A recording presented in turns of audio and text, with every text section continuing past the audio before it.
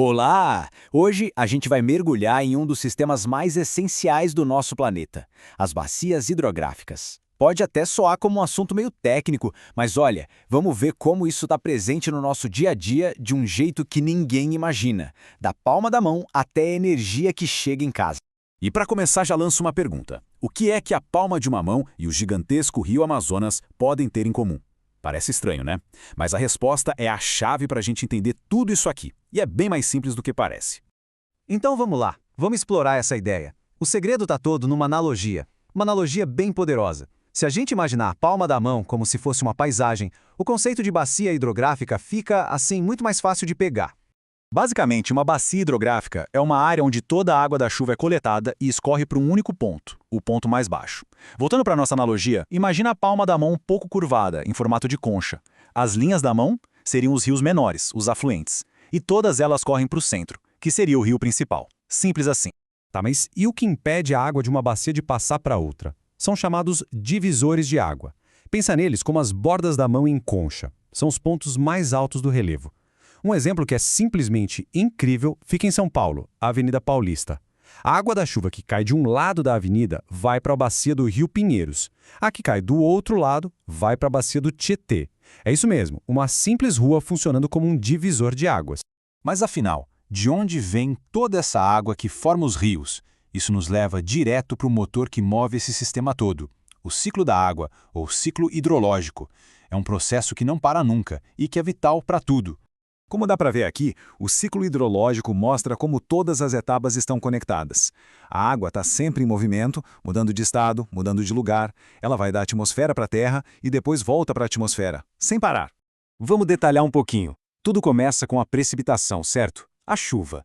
Uma parte dessa água se infiltra no solo e vai abastecer os lençóis freáticos. Outra parte escoa pela superfície, alimentando os rios. E, finalmente, pela evapotranspiração, a água volta para o ar, fechando o ciclo e começando tudo de novo. Agora que a gente já entendeu o motor da coisa, que tal seguir a jornada de uma gota d'água? Desde seu nascimento, lá na nascente, até o encontro com o mar.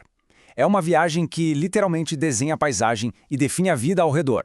Para acompanhar essa jornada, a gente precisa aprender umas palavrinhas, o vocabulário do rio. A nascente é onde tudo começa, sabe? Geralmente é onde o lençol freático brota na superfície.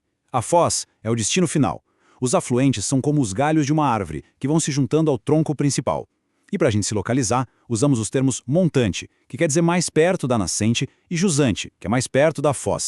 E olha que interessante, o relevo, o formato do terreno molda a personalidade de um rio. Os rios de planalto que têm mais inclinação são mais rápidos, mais retos, ótimos para gerar energia hidrelétrica. Já os rios de planície são mais lentos, cheios de curvas, aqueles meandros lindos, sabe? Perfeitos para navegação. Ou seja, é o relevo que define a vocação do rio. A forma como a rede de rios se organiza numa bacia não é por acaso, não. Para um geólogo, esses padrões são como se fosse uma escrita na paisagem.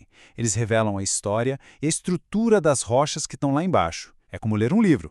Esse aqui é o padrão mais comum de todos, o dendrítico.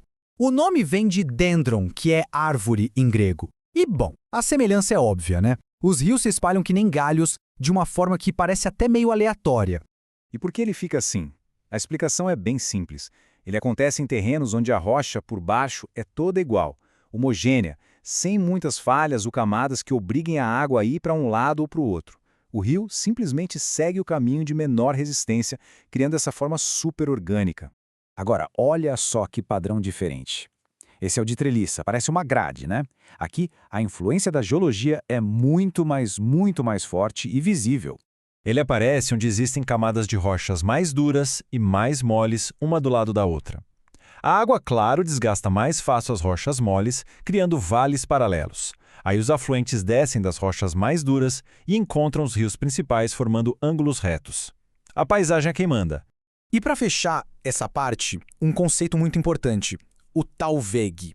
O que é isso? É a linha que conecta os pontos mais profundos do leito de um rio. É tipo o caminho principal do vale. A importância dele é tão grande que, geopoliticamente falando, muitas fronteiras entre países e estados são definidas exatamente pelo talveg de um rio. Certo? Agora vamos amarrar tudo isso com a nossa realidade. Por que, afinal, entender sobre bacias e rios é tão fundamental para a nossa vida nas cidades e para o futuro do planeta? Primeiro, um número para a gente parar e pensar. 97,5%. Essa é a quantidade de água salgada no planeta Terra.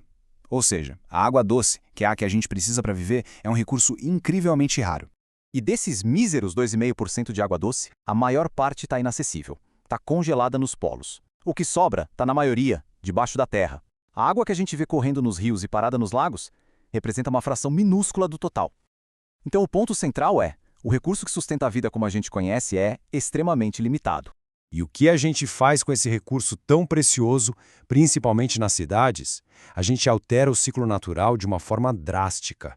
Cobrimos o solo que deveria absorver a água com superfícies que não deixam ela passar. As consequências disso são diretas e, infelizmente, bem conhecidas. Sem ter para onde infiltrar no solo, a água da chuva corre num volume muito maior e muito mais rápido direto para os rios. E claro, os rios não foram feitos para aguentar esse fluxo todo de uma vez e acabam transbordando. As enchentes urbanas que a gente vê toda hora são resultado direto dessa quebra no ciclo da água que nós mesmos provocamos. Isso tudo nos leva a uma reflexão final, e bem urgente.